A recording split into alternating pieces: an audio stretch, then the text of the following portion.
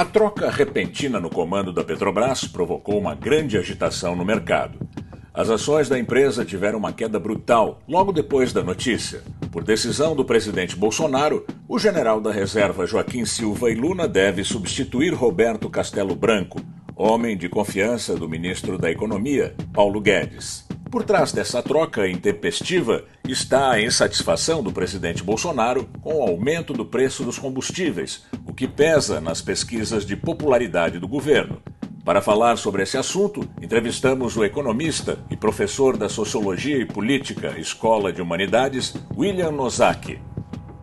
William, recentemente foi anunciada pelo presidente Bolsonaro a troca do comando da Petrobras, a troca do presidente da empresa petrolífera. Isso provocou terremoto na Bolsa de Valores, a empresa perdeu bilhões de valor, provocou terremoto também na leitura que analistas políticos e econômicos brasileiros e internacionais fazem do governo brasileiro. Para onde vai esse governo? Como é que ele age com estatais? Como é que ele age? Qual é a direção da economia? O que significou, na sua opinião, essa mudança na presidência da Petrobras? Bom dia, Rodolfo. Bom dia a todos que acompanham o Planeta Azul.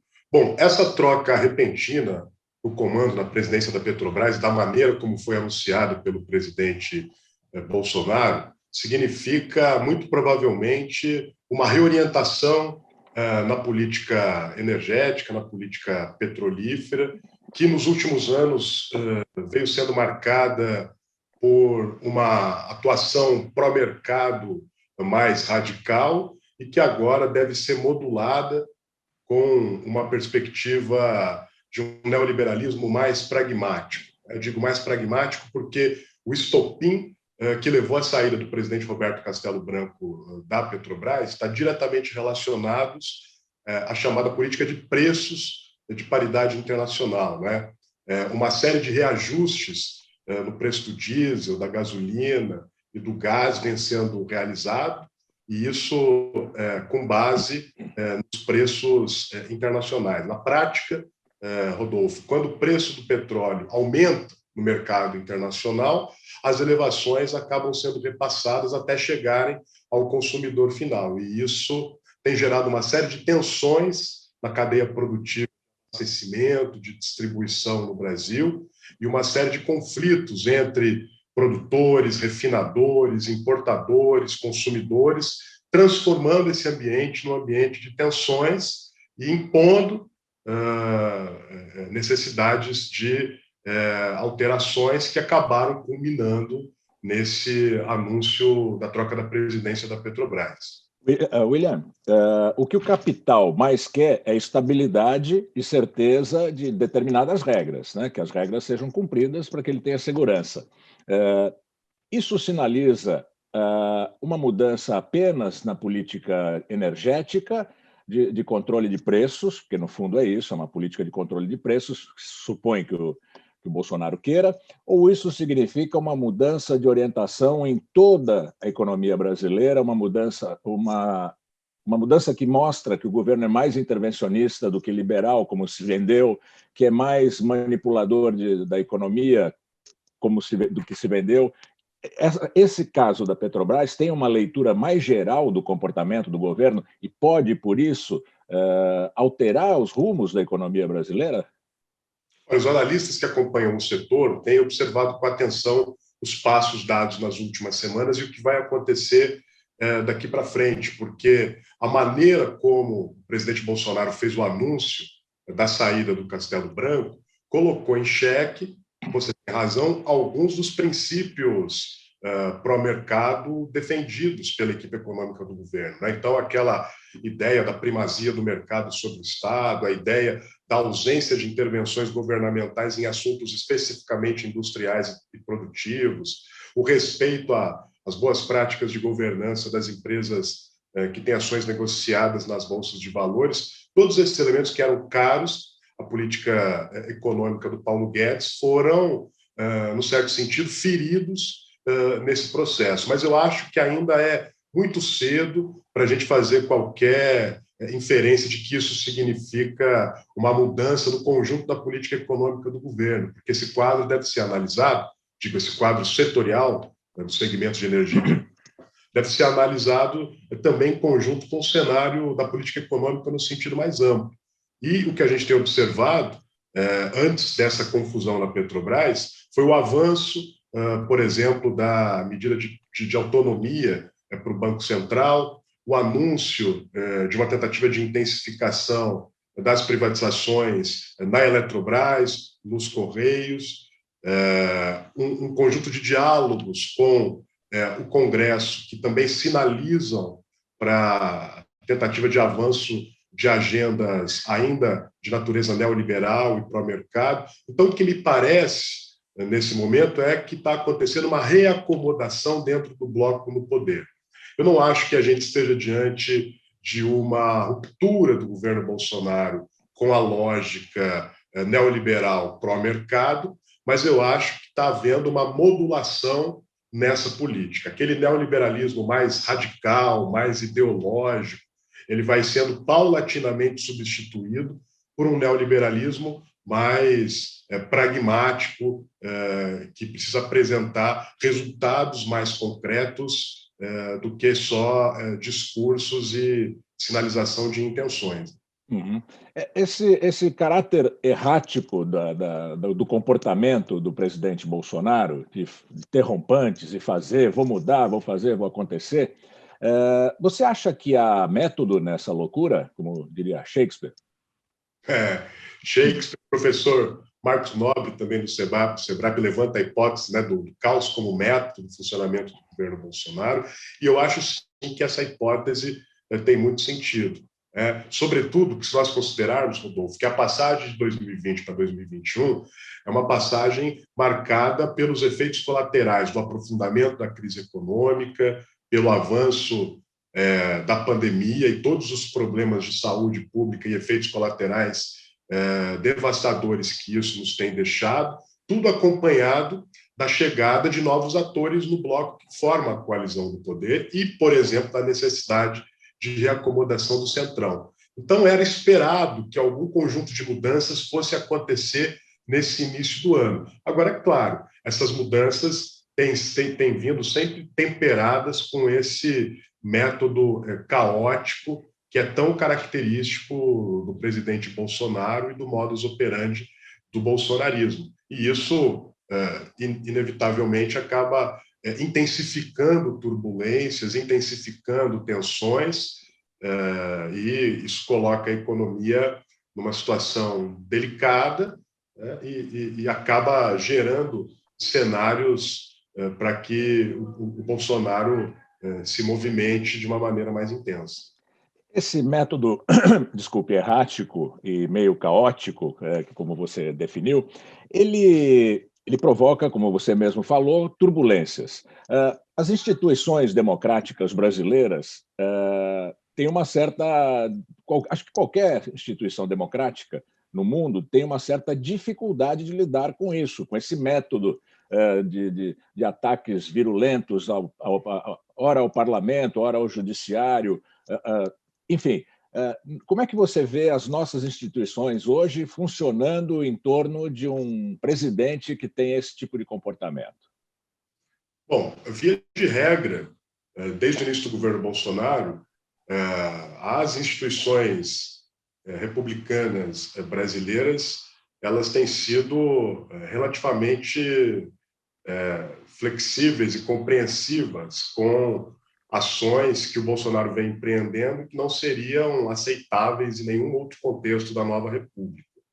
Claro, essa aceitação tem uma dimensão de relação com o projeto econômico que o Bolsonaro representa, mas a agudização da crise também tem jogado alguma areia nessa engrenagem. Então, a gente já começa a perceber, tanto no Supremo quanto no Congresso, alguns desconfortos com essa atuação do Bolsonaro, mas toda essa movimentação ela fica muito dependente dos índices de aprovação do governo, de popularidade do Bolsonaro, que agora entraram numa rota de queda, o que favorece esse ambiente de mais discussões e de mais movimentações políticas, mas, objetivamente, apesar disso tudo, o presidente Bolsonaro teve uma vitória na última eleição do Congresso, seja na Câmara, seja no Senado. Então, há aí um conjunto de tensões entre as forças institucionais e as forças sociais que ainda está se delineando para a gente entender como é que vai transcorrer os próximos meses desse ano. Uhum. Você diria que o Bolsonaro age como se a eleição fosse daqui a 2 semanas? Sem sombra de dúvidas. Aliás, ele nunca abandonou o seu espírito eleitoral, eleitoreiro e de comportamento de candidato. O Bolsonaro nunca ocupou a cadeira da presidência da República com o devido ritual e responsabilidade que o cargo exige.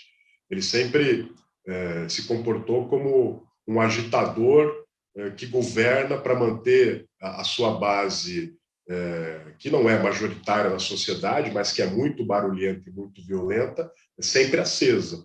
Né? E exatamente essa fumaça que se gera a partir desse barulho, dessa violência, é o que cria um ambiente mais favorável para um projeto como esse, que está sendo levado adiante pelo Bolsonaro, que é um projeto baseado muito mais na desconstrução, no desfazimento daquilo que foi pactuado no Brasil desde 88 e até antes, do que propriamente um governo que tem um projeto de construção de algo novo. Né? Então, quando o compromisso não é com construir, mas é com destruir, então o caos, como a gente estava dizendo, se torna um método muito mais propício. Uhum.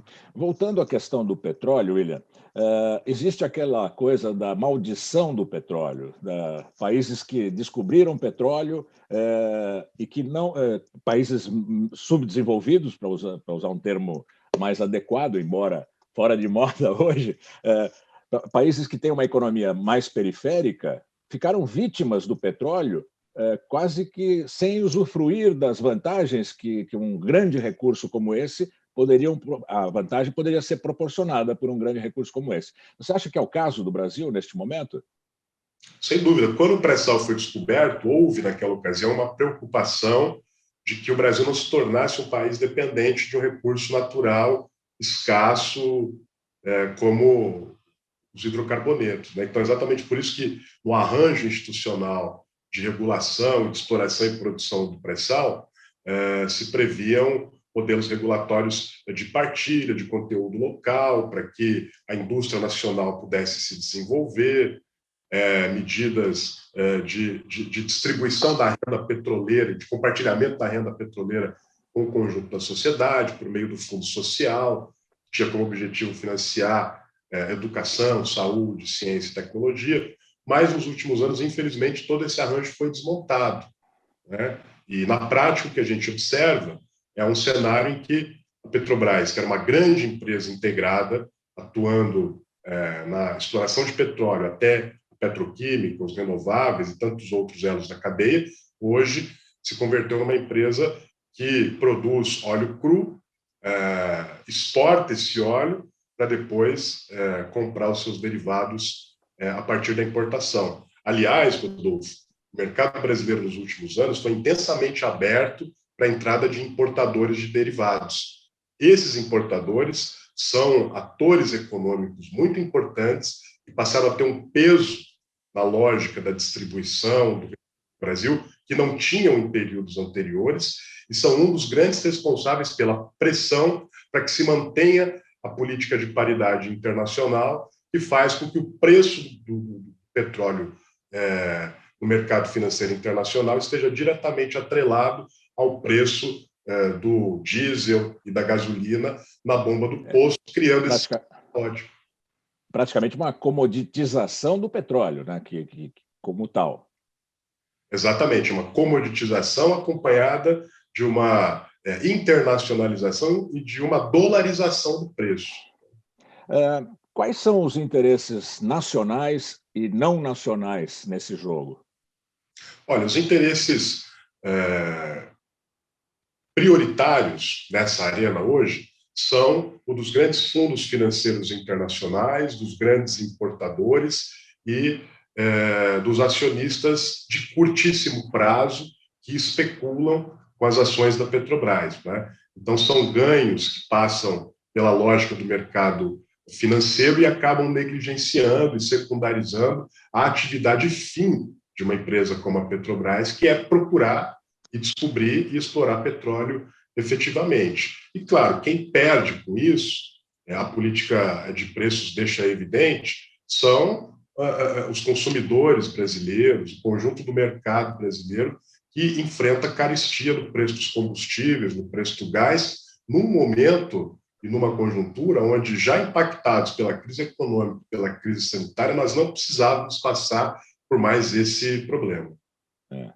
E tem a questão do insider trading, que acaba de ser revelado, que logo depois de uma reunião do presidente com alguns ministros e generais do Planalto, houve uma compra de milhões e milhões de opções de venda da Petrobras. Alguém que sabia que o papel ia cair depois daquela reunião, vendeu a ação mais num determinado preço e ganhou muito dinheiro. Calcula-se em 20 milhões.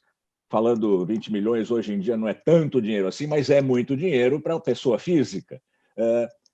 Esse tipo de coisa do mercado, essa especulação toda de mercado, fez com que a empresa perdesse não sei quantos bilhões, talvez 20 bilhões do valor. Mas, na verdade, a empresa não perdeu. Perdeu quem vendeu e ganhou quem comprou.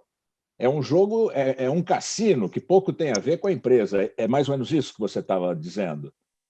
Perfeito, Rodolfo. Como a gente estava mencionando antes, esse caos gerado pelo governo Bolsonaro, ele facilita essa dinâmica de alimentar a sua base política e social viva e preparada para os seus interesses eleitorais ali na próxima curva.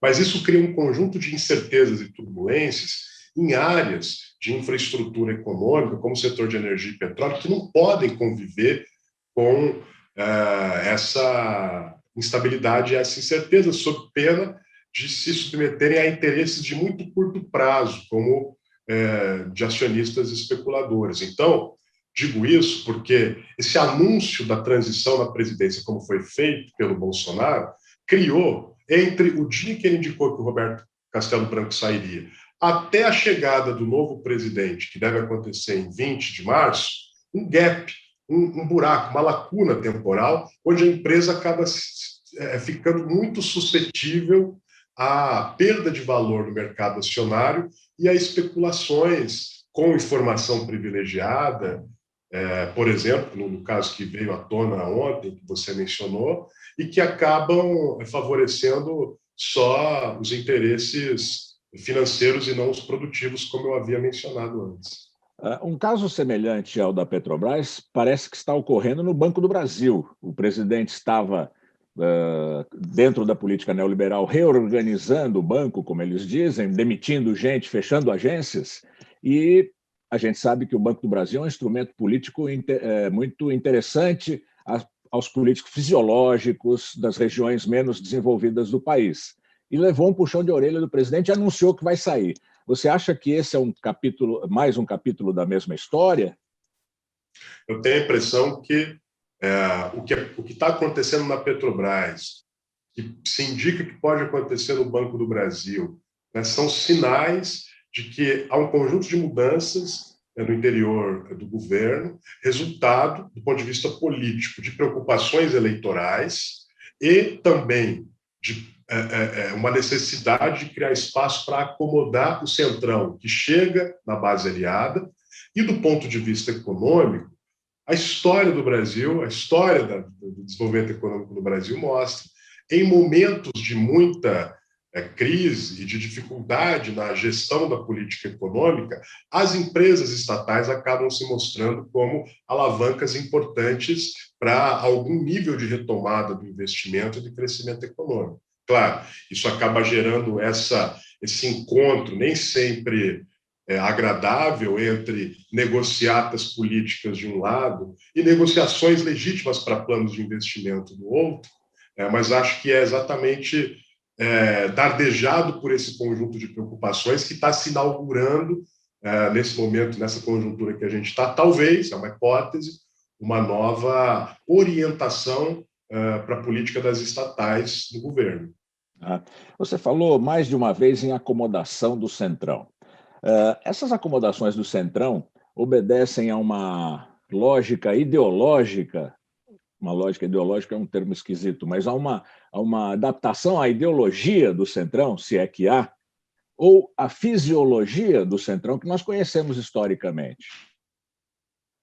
Tradicionalmente, nas negociações do Poder Executivo com o chamado Centrão, como a gente sabe, a presença dos interesses fisiológicos são muito mais intensas do que de qualquer interesse ideológico. Aliás, uma das contribuições, eu diria que inéditas, né, que o pensamento brasileiro dá para a ciência política mundial é exatamente essa ideia de centrão, que é um grande bloco que tem uma imensa força política, mas uma imensa flexibilidade ideológica. Um imenso vazio, né? Exatamente.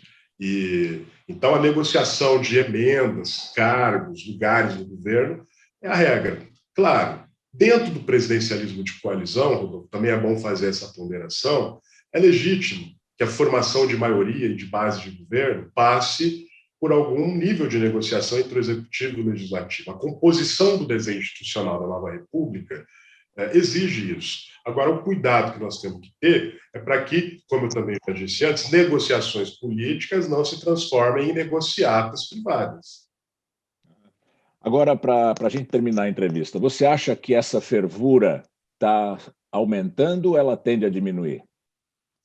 Eu acho que a gente vai atravessar nos próximos dias, nas próximas semanas, uma intensificação dessa fervura, o aparecimento de talvez novos sinais de mudanças em outras estatais. Na própria Petrobras, ontem à noite, uma parte do conselho de administração da empresa já avisou ao governo que não vai aceitar que alguns acionistas sejam reconduzidos, então essa troca ela deve ser ainda mais intensa, e a gente que acompanha o setor está monitorando com muita atenção os próximos passos, porque o jogo está sendo jogado, não está claro ainda de maneira integral para onde esse cenário pode caminhar, e eu acho que o caso da Petrobras é um caso emblemático pelo tamanho da empresa, pela importância que ela tem, pela maneira como o governo está conduzindo essa questão, para a gente entender melhor como deve ficar a política econômica e a política setorial nos próximos meses. Tá bem, William. Muito obrigado pela sua entrevista. Eu que agradeço. E até a próxima, né? Até a próxima.